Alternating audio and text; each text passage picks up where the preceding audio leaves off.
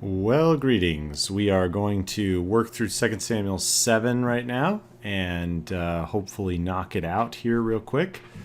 And I will try not to take an hour in doing this, but I think it's important. And as we go through it, I want to just point out the parsing and like just how to tell a variety of things. So hopefully there are going to be some complications here, and so pay close attention. I'll try to make sure you're paying attention for some of this stuff. Have your translation handy and we can work through this.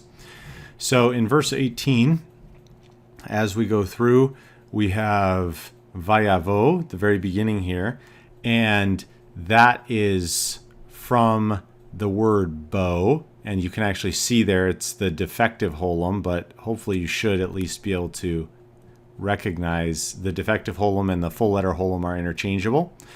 So this is a 3ms, and so he entered or came. So king, and then David is in apposition to that. So the king David came, Vayeshev,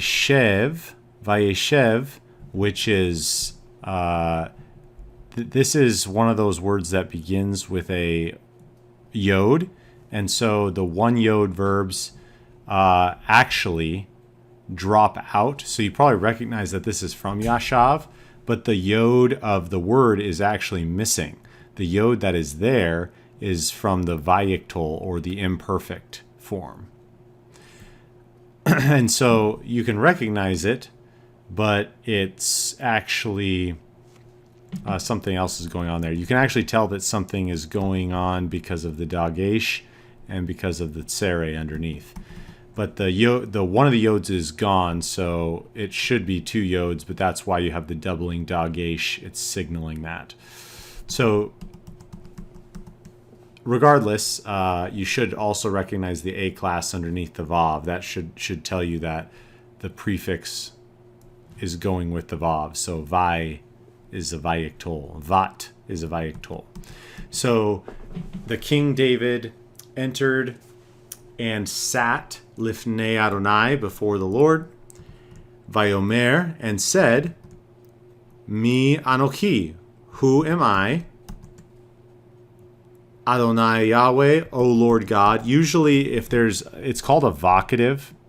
A vocative is when somebody is addressed, like, O weary traveler, how art thou? That's a vocative. So a vocative in English, sometimes to differentiate it, we just put an O in front of it. So, O Lord God is usually how to do that.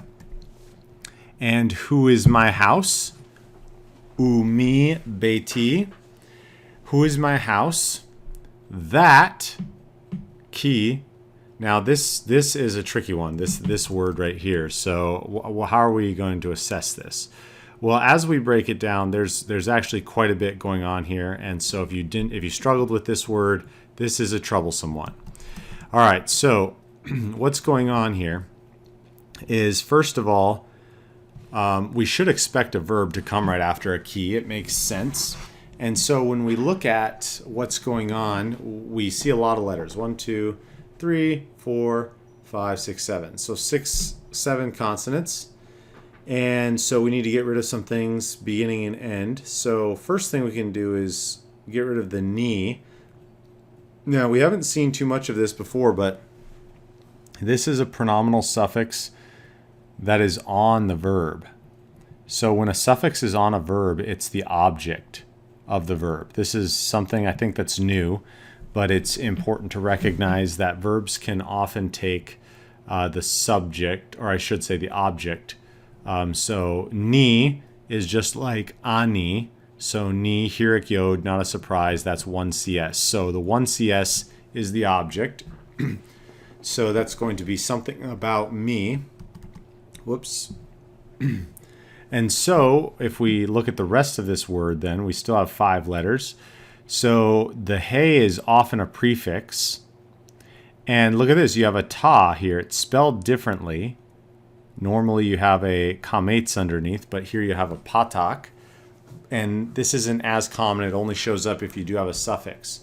So that would get us to the 3 letters that we need. The bait, the yod, and the aleph. Now, you don't know that word, except the jelly donuts are strange. And in the Hiphal form, the vav always turns into a yod. Now, we're actually going to go over this next week with parsing, so if you didn't get it, don't worry too much about it. I'm just explaining what it is, and then you should be able to see it after the fact. Once you learn, it'll make sense. But the thing that should give it away is that the hey prefix is a Hiphal. And so what that means, a Hiphal is a causative stem. So this comes from the word bow, but it is in the Hiphal. So instead of entering, it's cause to enter or cause to go. All right, so the verb then would take the causative stem, and it would go with he caused you, or in this case, because it's a 2ms with the ta ending, 2ms, it would be you caused me to enter or to go into this. Now, where is he causing me to enter? Unto here, which you could say hither or unto here. So it would you brought me is often how bo in the Hiphal is translated. You brought me here. So he's saying the Lord has done this, putting the whole translation together. King David entered and sat before the Lord and said, "Who am I, Lord God, and who is my house, that you caused me to enter here, or that you brought me here?" And then verse 19 expands that idea.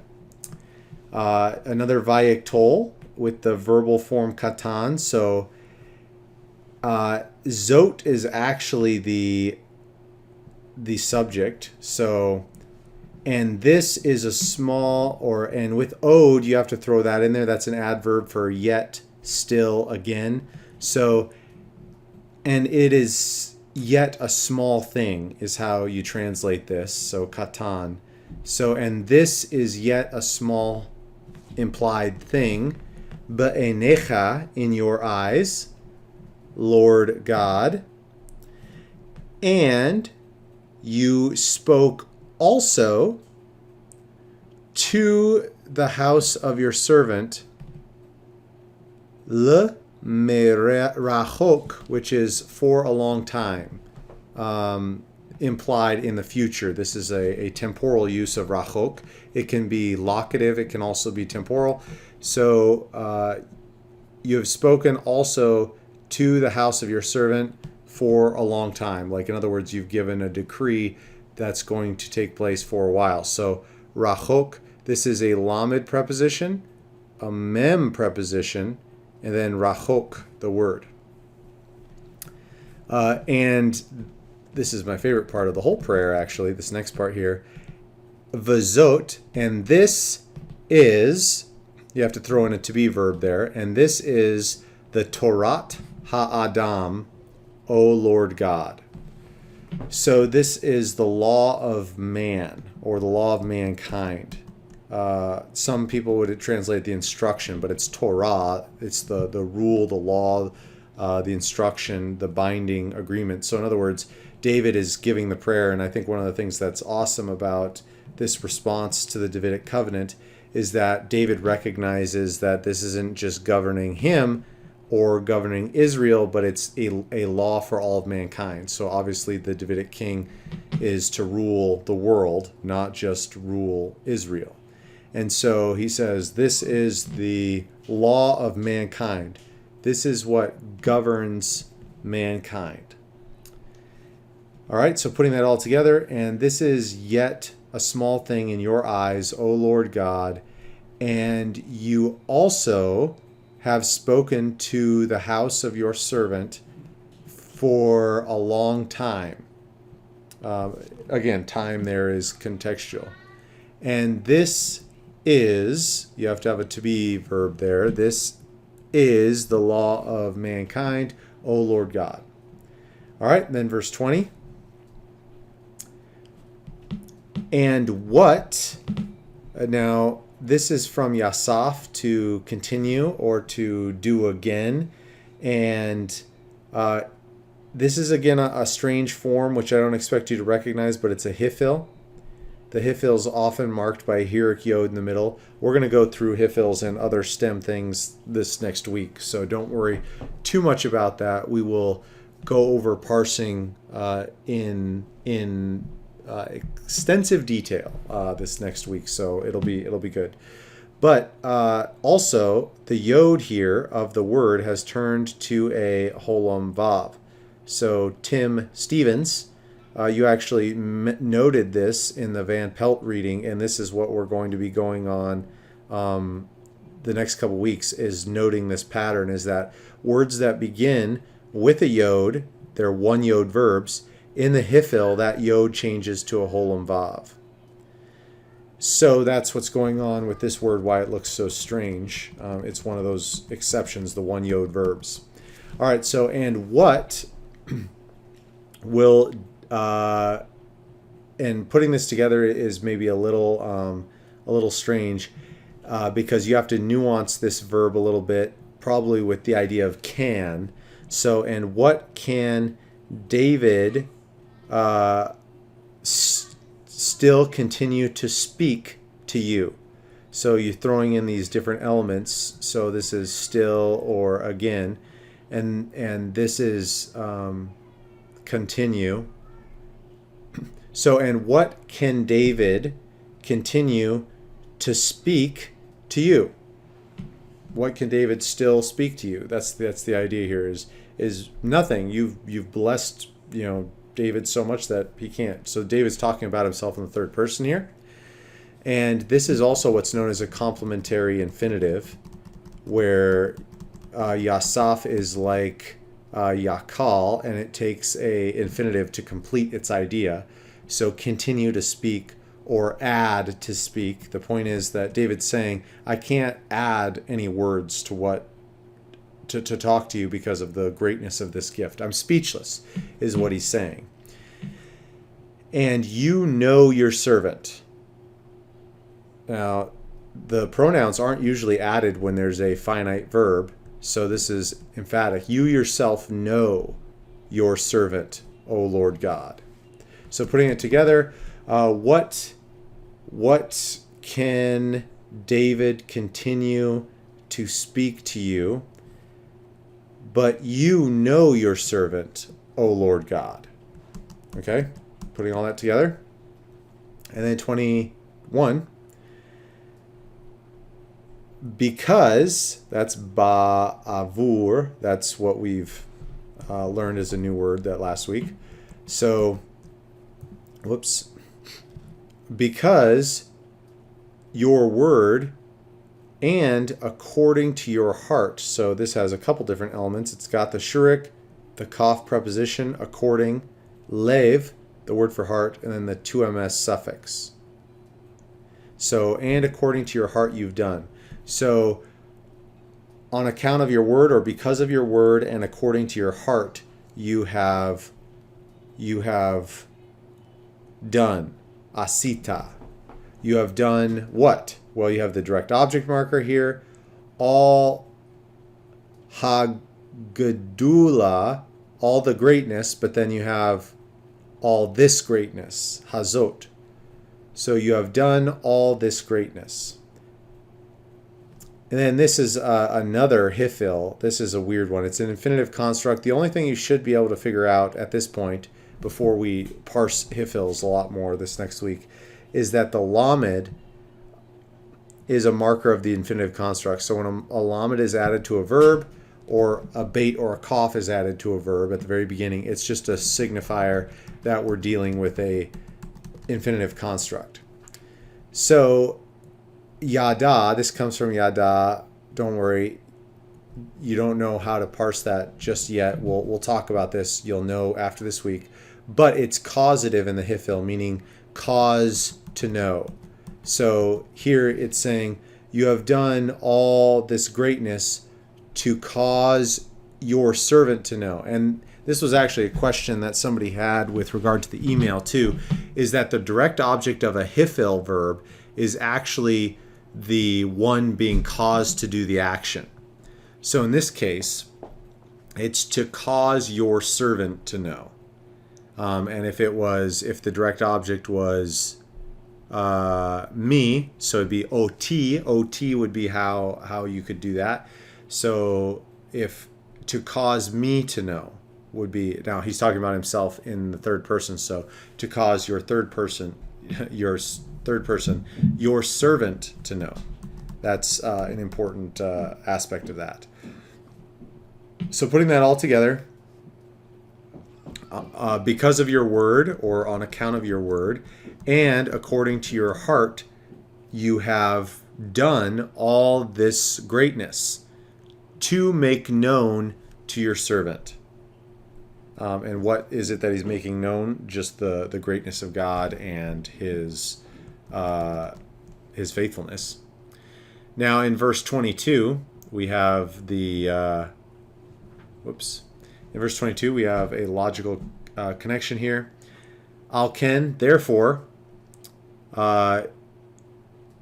you have done greatly, or this is from the verb gadol, so you are great, or you have done greatly, O Lord God, for there is none like you. So probably better like you are great in this context. So therefore, you are great. You're in the status of being great, O Lord God, for there is none like you. Ein kamocha. So there is none like you, and there is not a God, zulatecha. So zula is except, and then the pronominal suffix is added on that, except you, and there is no God except you. Bakol, in all which, asher, in all which, shamanu, in all which we hear with our ears. So the bait preposition here is with, and then oznenu, our ears. One CP suffix. Got to know those pronominal suffixes. So putting that all together then, we have, therefore you are great, O Lord God, for there is none like you, and there is no God except you, in all which we have heard with our ears. All right, and then verse 23. So we got 2 verses left here. So, and now that was a description about God. Now this is a description about Israel. So in verse 23, and who implied is like, that's where you get the kaf preposition, is like your people, like Israel specifically. That's an apposition to this. So who is like your people, like Israel? One nation in the land. So a unique nation is the idea. A unique nation in the land, ba'aretz, which has entered. And here there's a bit of a textual difficulty, but it seems like the people are still the subject here because it's. But you know how Elohim is a plural ending. That could be the subject of the verb here. Given the fact that it is plural. Normally Elohim takes singular subjects, but this may be a time where that's an exception. So God has entered or caused them to enter. Lifdot, from pada, to redeem. Now, third hey verbs, we'll practice this pattern, but verbs that end with a hey in the infinitive take an ot ending. That's just part of the patterns which we'll work on. There's just those 3 patterns, the third hey verbs, etc. So then we have the next part here, and to redeem him, lo, for him, a people, la'am, and lasum, that's a infinitive form of seem, to set, place, and to set for him, lo, and this is another example where the him is nations. nations are talked about as individuals. So to set for him a name, Shem, and la'asot, to do. Again, the third hey verb has the ot ending, and to do for you greatness, hagadolah, and wonders, noraot. So greatness and wonders for your land, la'artsecha, from before your people, which you have redeemed for yourself, mimitzraim, from Egypt. Nations and a nation and his God. So it's plural, nations, but it's talking about people, a people and his God. So in other words, you did these great and marvelous things. You've ransomed for yourself from Egypt a people. You've expelled the nations. You've made yourself a people. So putting all this together, how are we putting it together? Whoops. Okay, and who is like your people, like Israel, a singular nation in the land, which which has entered, God to redeem. So if Israel is the subject there, they have entered, and then Elohim is the one who's redeeming them. So they have entered. This is a bit of a tricky phrase, so don't worry if you had problems with it. There are problems with it.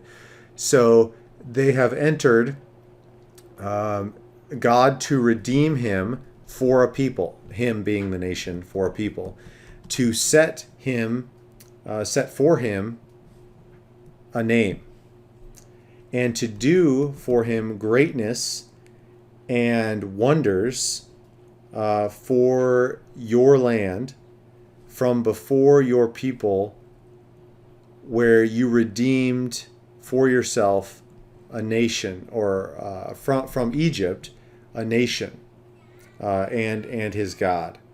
So the and his God is kind of stands out. You have to have you have to supply something there, and maybe and to be his God or something like that.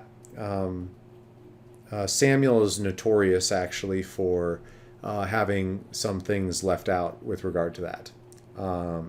So just so you know, if you struggled with some of these verses, it's fine. You should, because you're definitely still at that point. All right, then verse 24, you don't know what's going on with this verb. Everyone would have struggled with this, and it comes from the word kun, to establish. But there's something unique that's going on with that. Don't worry about it. We'll talk about it at a later time. You won't see much more of it, at least for a while. But it's a unique thing that we'll talk about at some other time. But it basically means to establish. So, and you've established for yourself, your people, Israel, for you, for a people, ad olam, forever. And you, O Lord, you have become for them, lahem, lelohim, for a God. And so you've become for them for a God. So putting it all together, and you've established for yourself, your people, Israel, for yourself, for a people, forever. So it's actually kind of a chiasm of sorts there. That's kind of neat. And you, O Lord, have become for them for a God. So that's how that goes together. Now, hopefully that at least helps you assess your translation a little bit. I know there are some questions with some of the tricky parsings and things like that. There's some things that you no doubt struggled with this passage. That's okay. We're still working on some of these items, and we will be better off this next week when we work on parsing. But I didn't want to have to go through the whole translation in class again. So we will talk more about this if necessary, but hopefully you can just rewind the video and stop and pause and go through it as you need. I know I went really fast, but you can always review what I said and fill in the blanks on that. So we will see you on Tuesday night. We'll do our parsing, and we will have we'll start that parsing sheet that I handed out last time. We'll go into detail there, going through the process, and then teach you about some of these exceptions here in 2 Samuel 7. All right, sounds good. We'll see you then.